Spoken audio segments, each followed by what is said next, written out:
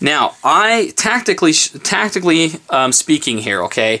And when I say tactically, I in this sense, I'm using the term as a functional term, okay?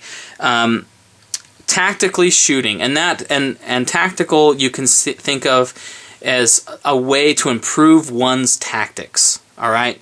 In some kind of a defensive or offensive situation, whatever the case may be, okay? So don't get all hung up on the word tactical, but in tactical shooting, I have faster follow-up shots with the Glock because of that trigger, and I have faster follow-up shots because there's less muzzle flip with the Glock. Okay, so I can do controlled pairs and rapid fire faster and more accurately with the Glock than I can the M&P. In addition to that, on this particular Glock, and even the stock sights on Glock, I shoot a bit better on targets than I do with the M&P. So tactically shooting, such as controlled pairs and rapid fire, and a little bit more target accuracy, goes to the Glock with me and my shooting. Now it's not. I don't want to say that and just then say, well, the M&P is just, because the differences are so small in how effective they are in my hand that I'm just stating that is just how it is, slightly. Okay. Now the M&P is incredibly accurate in my hands. All right. It is silky smooth, and it is fast. I can do controlled pairs with this gun very easily as well. And I'm going to roll in some footage, not at the end here, of me shooting both of these guns. And I've got some footage of me shooting 80 yards with this thing and just connecting like every time. So don't get me wrong, I can shoot phenomenally with this, but on a target at 25 yards, I'm about a half-inch smaller in my group size with the Glock than I am with the M&P. So let's see. Let me just look at my notes real quick. Go through the talking points, make sure that I've got everything covered. Yeah, that's pretty much it. So let's talk about just taking a talking point from Nut and Fancy, the aftermarket accessories available. There's a heck of a lot more coming for the M&P 9. It's been around now for enough years that it's getting enough of the aftermarket stuff to really make it really easy to find. The aftermarket for the Glock just speaks for itself. There is just a phenomenal amount of aftermarket parts. So you can, if that makes a decision between the two for you, then go with the Glock because there's more aftermarket parts for it. Let's see what else. Anything else that matters?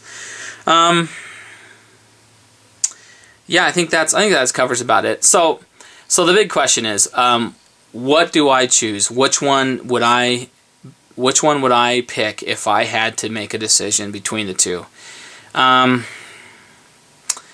don't know if I could choose between them, and I know that is not what you guys want to hear. You want me to tell you this one's better than this one. I like the fit and finish of the M&P better than the Glock. I like the looks better than this. I like the ergos better. I like the trigger release better on the M&P. I like the smoothness of how it shoots better. I like the magazines. I like the way the magazine release is on the M&P better than the Glock. The Glock doesn't really spring it out. You have to kind of pull them out or flick it. This thing just drops away. So I like that better. I like the rail better. I like the serrations better. I like the grip.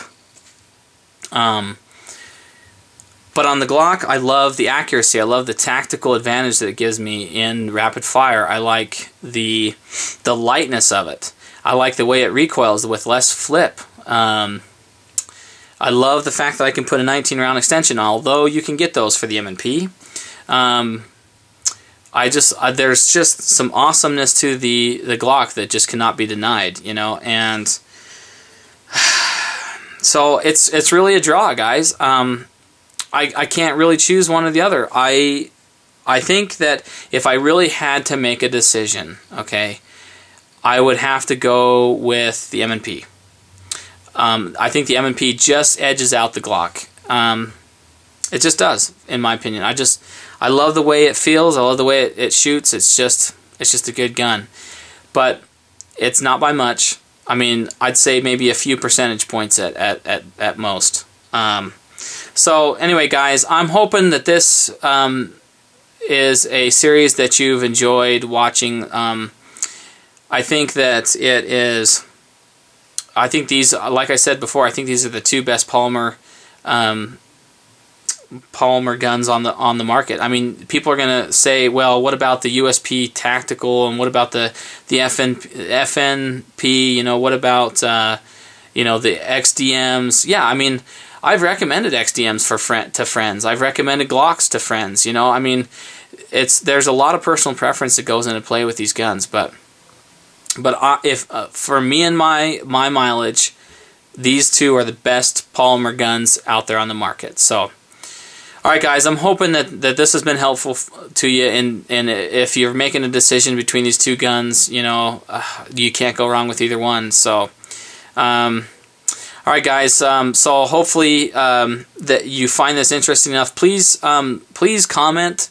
Please rate, and if you would like, submit a video response to this video. I mean, I'd love to hear from you about your thoughts on this topic. You know, that's the whole reason why I make these videos is for the comment returns and hoping people enjoy them. You know, and getting a little bit of knowledge out there too. So, all right, guys. So there's your two go-to-war guns, in my opinion.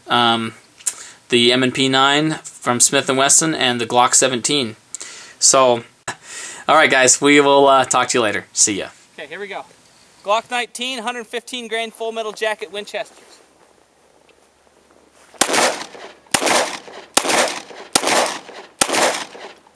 Okay, let's do another magazine here.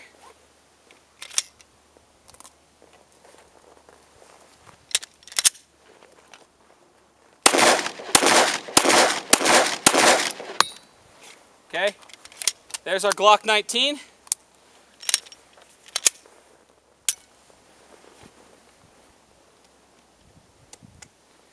Now let's shoot the M&P 9mm.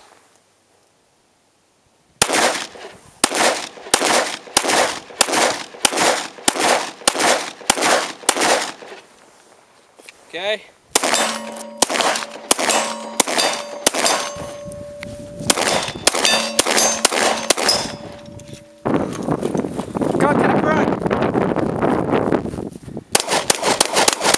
Reload! Reload!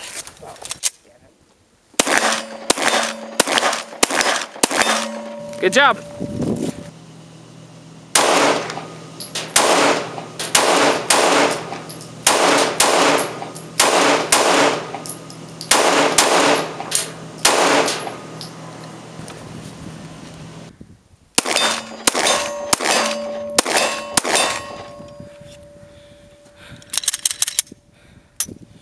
All right, Glock 17, flawless runner.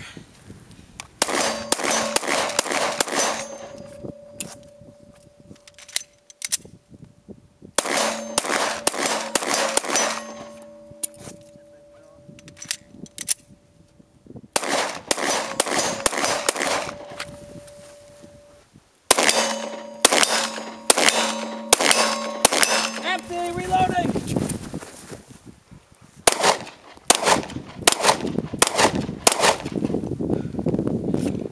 Clear.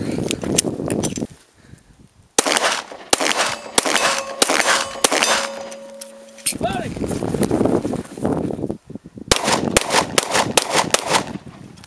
Reloading.